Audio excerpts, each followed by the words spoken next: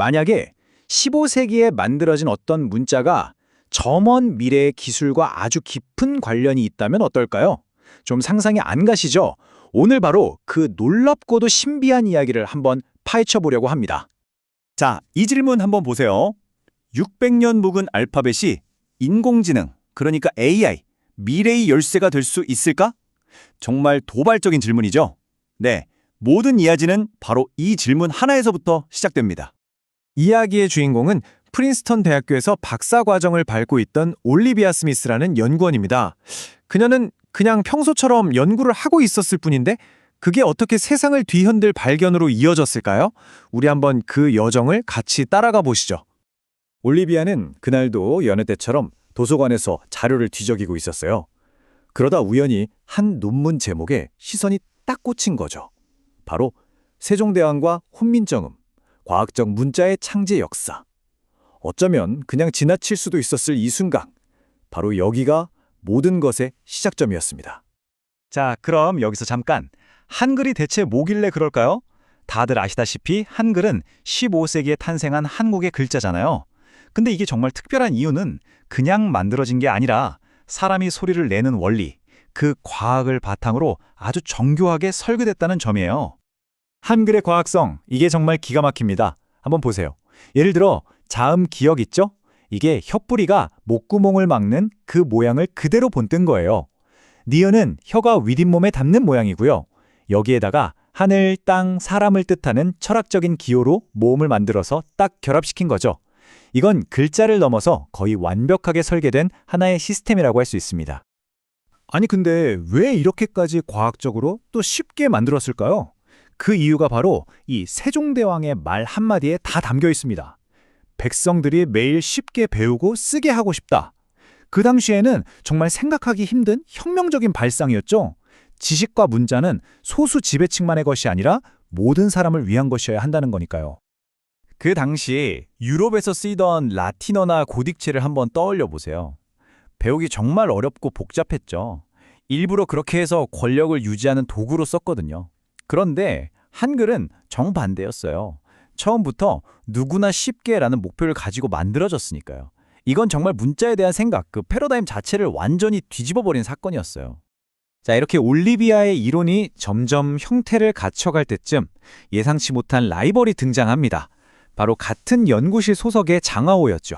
그가 던진 아주 날카로운 질문 하나가 이 연구를 완전히 새로운 국면으로 이끌게 됩니다. 아주 흥미로운 논쟁의 서막이었죠. 두 사람의 논쟁, 그 핵심은 바로 한글과 한자의 근본적인 차이점에 있었습니다. 한글은 소리를 그대로 기호로 옮긴 아주 과학적이고 효율적인 표음 문자죠. 반면에 한자는 글자 하나하나가 뜻을 가진 표의 문자로 수천 년의 역사와 문화가 녹아있는 뭐랄까 예술작품에 가깝습니다. 장하오의 반론도 사실 굉장히 설득력이 있었어요. 한글의 그 과학적인 효율성이 과연 한자 한 글자에 담긴 그 깊은 문화와 아름다움을 따라올 수 있겠느냐는 거였죠. 맞는 말이에요.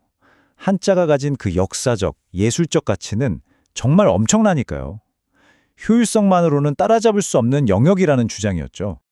바로 이 지점에서 올리비아가 대화의 흐름을 완전히 바꿔버립니다. 물론 한자의 아름다움도 대단하죠. 하지만 한글의 그 논리적인 구조가 인공지능이나 음성인식 같은 최첨단 기술과 만났을 때 이건 또 다른 차원의 아름다움 아닐까요? 그녀는 과거의 유산이 아니라 미래의 가능성에 대해 이야기하기 시작한 겁니다. 이 논쟁은 올리비아에게 오히려 큰 자극이 됐어요. 이제 단순한 역사 연구가 아니라 자신의 가설을 직접 증명해야겠다는 목표가 생긴 거죠. 그래서 그녀는 책을 잠시 덮고 현실 세계, 바로 기술의 최전선에서 그 증거를 찾아 나서기로 결심합니다. 아니, 그래서 구체적으로 왜 한글이 AI한테 그렇게 좋다는 걸까요? 아주 간단해요. 핵심은 모호함이 적다는 겁니다. 한글은 소리 나는 대로 거의 그대로 쓰잖아요? 그러니까 컴퓨터 입장에서 헷갈릴 일이 별로 없는 거예요. 그리고 아주 적은 수의 자음, 모음 조합으로 세상의 모든 소리를 표현할 수 있으니까 데이터 처리도 훨씬 빠르고 효율적이게 되는 거죠. 그리고 올리비아는 마침내 찾아냈습니다. 결정적인 증거를요. 바로 이 그래프를 좀 보세요. 음성인식 시스템의 오류율을 비교한 건데 한글 기반 시스템이 영어 기반 시스템보다 오류율이 이건 뭐 비교가 안 될 정도로 현저히 낮았어요. 상상 속의 이론이 현실의 데이터로 완벽하게 증명되는 순간이었죠. 자신감을 얻은 올리비아는 이 엄청난 발견을 들고 국제 컨퍼런스 무대에 섰습니다. 하지만 반응은 어땠을까요? 냉담했죠. 대부분의 학자들은 에이, 그냥 한국어의 특징이겠지. 문자 하나가 기술에 그렇게까지 영향을 준다고? 하면서 회의적인 시선을 보냈습니다. 그녀의 발견이 그저 지역적인 해프닝으로 폄하될 위기에 처한 거죠. 그런데 바로 그때 정말 드라마 같은 일이 벌어집니다. 그녀의 가장 강력한 비판자였던 장하오가 다가오더니 이렇게 말하는 거예요. 올리비아, 당신이 맞았어요. 이건 그냥 문자가 아니었네요. 그녀의 발표를 통해 데이터로 증명된 잠재력을 직접 눈으로 확인한 거죠. 바로 이 순간 라이벌은 가장 든든한 동료가 되었고 모든 상황이 180도 바뀌게 됩니다. 자, 이제부터는 이 하나의 발견이 어떻게 전 세계로 퍼져나가 거대한 혁신의 불꽃이 되었는지 그 과정을 한번 따라가 보겠습니다. 여기서부터가 정말 대단합니다. 둘은 경쟁하는 대신 힘을 합치기로 했어요. 장하오가 아이디어를 냈죠. 한글의 과학적인 효율성과 한자가 가진 그 깊은 의미, 이 둘을 한번 합쳐보면 어떨까? 완전히 다른 두 세계가 만나서 이전에는 상상도 못했던 혁신적인 AI 모델을 만들어내게 된 겁니다. 그 결과는 정말 상상 이상이었습니다.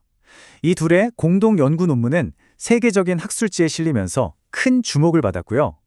이걸 본 아프리카의 연구원들이 한글의 원리를 이용해서 자신들의 소수 언어를 디지털화하는 데 성공하기도 했습니다. 심지어는 소프트웨어 개발자들이 한글의 디자인에서 영감을 받아서 더 쓰기 편한 인터페이스를 만들기에 이르렀죠. 한 연구원의 작은 호기심이 일으킨 나비 효과가 전 세계를 휩쓴 겁니다. 결국 이야기는 다시 처음으로 돌아오네요. 600년 전 백성들이 글을 쉽게 익혔으면 좋겠다는 한 왕의 소박한 마음이 수백 년의 시간을 뛰어넘어 21세기 최첨단 기술 혁신을 이끄는 열쇠가 된 셈이니까요. 정말 놀랍지 않나요? 자, 오늘 이야기를 마무리하면서 마지막으로 이 질문을 한번 던져보고 싶습니다. 우리가 미처 발견하지 못했을 뿐 어쩌면 과거의 어딘가에 우리의 미래를 열어줄 또 다른 열쇠가 숨겨져 있지는 않을까요? 한글의 이야기는 우리에게 분명히 보여줍니다. 과거의 지혜가 미래를 여는 가장 강력한 혁신이 될 수 있다는 것을요.